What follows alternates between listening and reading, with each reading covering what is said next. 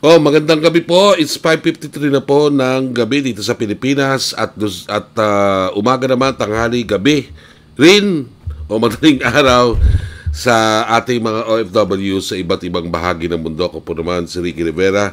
Welcome po dito sa special coverage po natin nung mga kaganapan, no? Pagkatapos nitong mag-issue ng kataas-taasang hukuman sa na di umano o na hindi pala di umano na sinasabi na ang desisyon na yon ay yung daw impeachment complaint laban sa ating Vice Presidente ay unconstitutional because pumasok po ito sa tinatawag na 1-year ban na nakatakda sa ating saligang batas hingil sa mga pinafile, no, na impeachment complaint. Napakarami pong mga nag-react, libo-libo po sa ating mga kababayan, actually milyon, sa ating mga kababayan ang nag-express ng kanilang galit at ng kanilang mga emosyon dito po sa naging kaganapan na ito, na nagbunsod sa palasyo sa Malacanang na mag-issue ng statement na tanggapin itong desisyon na ito at maging mahinahon. Pero kanina lamang po, no, pagkatapos ng aking radio show sa Veritas, may natagpuan kaming malaki-laking grupo na pinamunuan po ng Akbayan at Magdalo dito po sa may yung Scouts, din sa may rotonda, no, ng Timog at ng Tomas Morato, diyan po sa Quezon City. At ang balibalita po namin ay marami pang mga grupo magsasagawa ng kilos protesta laban po sa naganap, no, na desisyon nito ng Korte Suprema. Na marami nagsasabi na baka gumana yung Duterte influence, dito sa Supreme Court, dahil alam naman po natin na majority 12 yata sa 15, no, na mga associate justices ng Supreme Court ay mga inappoint ng dating Presidente Rodrigo Roa Duterte. Okay. So, ang tanong po natin ngayon ay ito. Ano po mangyayari kapag hindi po tinanggap, no, ng Senado ito pong desisyon na ito ng Korte Suprema? At meron po bang President Ika nga? Okay. Sa ngayon po sa ating pag-aaral ay meron pong instansya na kung saan ay hindi tinanggap ng Senado at nagpatuloy sila sa kanilang impeachment trial laban po sa dating Chief Justice Renato Corona. So, kung hindi po tatanggapin at ito ay nabuksan na rin ng isang senador, si Senador Joel Villanueva, nabuksan na rin niya di sa isang panayam ngayon lang, today, no, na panayam na maaari, no, may option ang Senado na hindi tanggapin. Ano pong prinsipyo sa demokrasya ang nag-aalaw nito?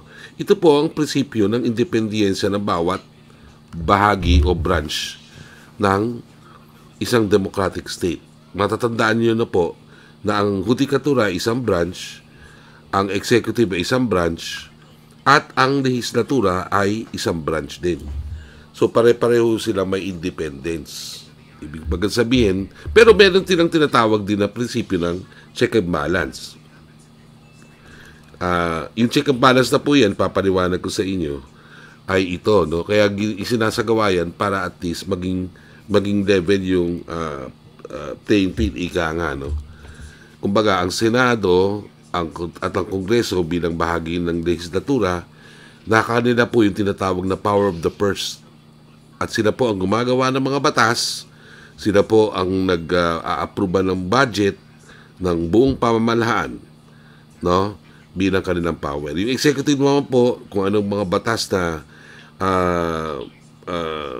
ipinasa ng Kongreso, sila naman po ang mag-execute niyan.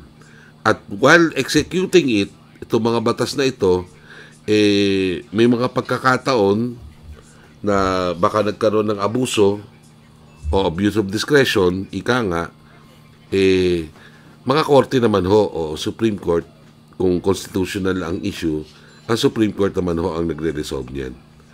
No? Ngayon, kapag ka nag-issue ang Supreme Court, normally, Lahat po ng opisyalis ng korte, ibig sabihin ang mga abogado, ang mga prosecutor, judges, associate justice, yumuyukod po dyan. Pero not necessarily naman ang mga legislatura o mga congressman o mga senador. Na kanila po yan. So, pwede nilang tanggapin yan at ituloy ang impeachment complaint. No? Nasa kanila po yan. So, doon po sa mga gustong ituloy o matuloy itong impeachment complaint against Vice President Sara Duterte para magkaalaman na, ika nga. Di ba? Para magkaalaman kung talagang mandarabong ba itong Vice Presidente natin o hindi.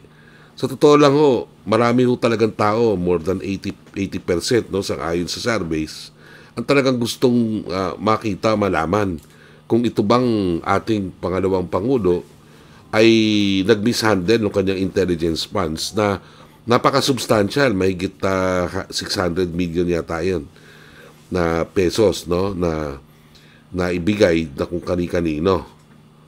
At ang backstory din mo pala yan, ha? May backstory yan. O, sabihin ko sa inyo kung ano yung backstory. Ang backstory, di umano, ito pong mga nakuha ay bahagi ng pangako, bahagi ng political settlement o political agreement between the Marcoses and the Dutertes prior to the 2022 elections. Kumbaga kaya sila nagsama-sama kasi parang pinagbigyan muna si Bonget. Kasi remember, may allegation itong mga Duterte na ipipil talaga nila si Sara talaga eh. Pero umata si Sara, nag-give way dito kay President Bongbong Marcos. At isa sa mga naging bahagi ng kasunduan dyan ay ang, yun nga, ibibigay sa kanya, yung karampatang suportang pinansyal through confidential funds. At unfortunately, dyan siya nangyari sa confidential funds na yan sapagkat nakita ng Commission on Audit, may andawing red flags. O, dyan ho kasi nagsimula talaga yan eh. At naging ano lang yan, na-expose sa publiko nung na-expose na rin at lumala yung hidwaan sa pagitan ng mga Duterte at ng pamilyang Marcos. Kung hindi yan nangyari, malamang, hindi natin malalaman kung merong Mary Grace Piatos o may ganon, no? Hindi rin natin malalaman na, may tagong yaman daw di umano itong mga Duterte, worth billions of billions according to former Senator Antonio Trillanes.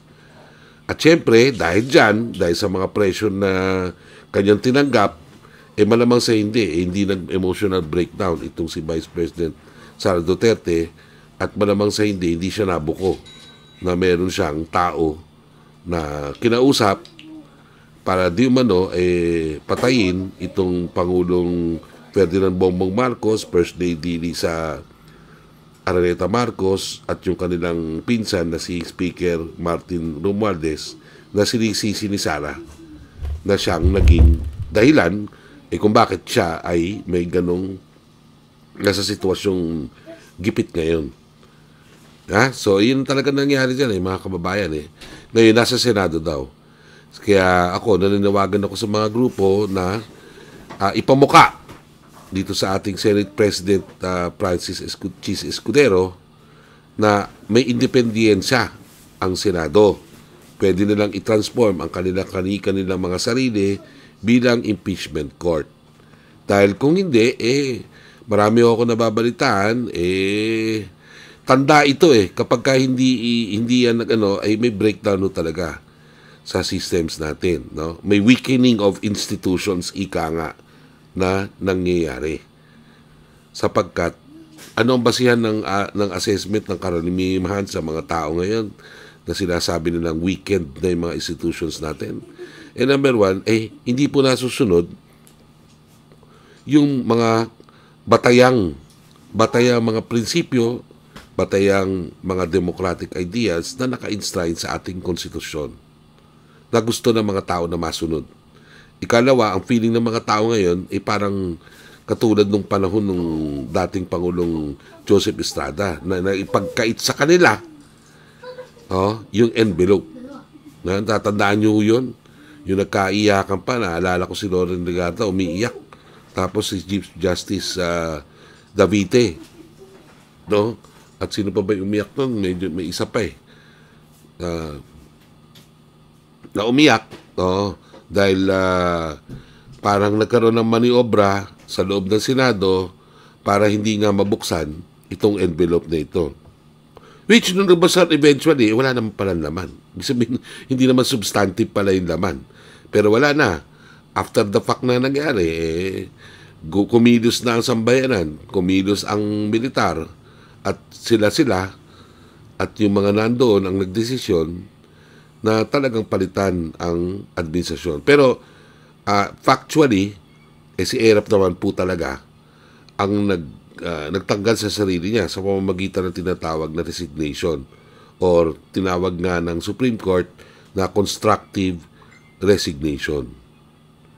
Okay, so ibig sabihin yan, pagdating na ng Monday, pagkatapos ng State of the Nation address ng ating kagalang-galang na Pangulong Bongbong, magdidesisyon ngayon, titignan kung talagang magta-transform into an impeachment court ang Senado. Kapag ka hindi po yan, malaking gulo yan sa totoo. Sapagkat mabubuhay po ang kilusan o ang movement ng mga taong bayan na gusto ng hustisya. No?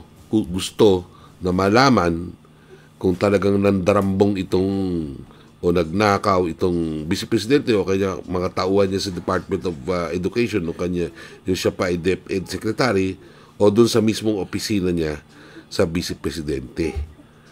So, sa ganang akin po, mas maganda na iwasan po natin yan. Pero kung di talaga, kung iyan ay nakatadhana sa atin, wala ho tayong magagawa. No? Mangyayari yan.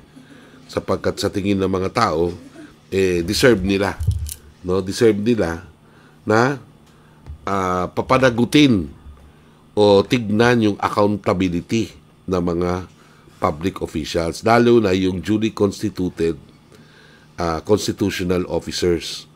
Magmula presidente down diyan sa mga diplomats, no, at sa mga general at colonel, no, sapagkat sila ay mga matataas na opisyalis ng gobyerno, inaasahan sa kanila na they will be very transparent and they will submit themselves or subject themselves to scrutiny at sa meron nung silang sworn, no, sworn oath na sila po ay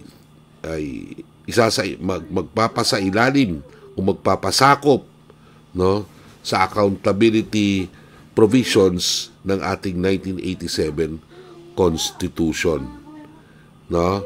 So inaasahan ng Senado ng karamihan ng mamamayan na sila ay ministerial lang, nasusunod sila sa sinasabi ng konstitusyon, lalo na sa Article 11 na sa Section 3 na sinasabi na ang Senado ay siyang magiging trial, no? Kasi nakalagay doon hearing and decision, to try and decide. Yun ang specific words na ginamit po ng ating mga constitutionalists. Try and decide. Try, magkaroon ng karampatang hearing para sa gayon, masagot din ng Vice Presidente yung mga ibinabato sa kanya at makita natin kung may ebidensya o wala. At pagkatapos yun, sila ang magdidesisyon, no, para magkaroon ng definitive conclusion. Kasi kung walang definitive conclusion po itong mga kontrobersiya na ito o ng mga anomalya na ito na ikinakabit sa pangalan ng Vice Presidente, continuous destabilize situation po tayo, mga kababayan. Oo, kasi una, kung di ma-resolve yan, ay isipin ninyo, magmula ngayon hanggang 2028, patuloy na pag-uusapan ng ating Vice Presidente. No? Kung may magsabi sa kanya na magnanakaw siya, di niya kayang anuhin yun dahil in the first place, patuloy at hindi na-resolve itong kontrobersiya laban sa kanya. So, dapat po yan, kung ako sa Vice Presidente, ituloy. O kaya, wag na lang yung pahirapan ng taong bayan. Sabi ko nga nung several years ago pa, kung ako sa vice presidente, kung siya may delikadesa, mag-resign na lang. Mag-resign na lang. And then vindicate the name sa pamamagitan ng pagpapanalo dun sa presidency ng 2028. Kapag hindi na tuloy itong impeachment trial na ito, baka this will trigger a big event that will totally change the political landscape. No? So, wag ko nating malitiin ang kapangyarihan na mga mamamayan para baguhin yung kanilang kalagayan. No? At baka ito pa ang maging isang mitya ng paggalaw ng mga ordinaryong mamamayan laban sa umiiral na sistemang bulok dito sa ating bayan. Ako po'y nananalangin na sa malaot madali ay ma-resolve po ito, pakinggan mismo ng Senado in this critical juncture. Very, very critical po ito. Makinig mismo ang Senado, huwag magpakita ng pagiging arogante, no? Sapagkat marami talaga sa ating mga kababayan ngayon ang nabuisit, no? Bisit na bisit dahil dyan po sa pangyayari.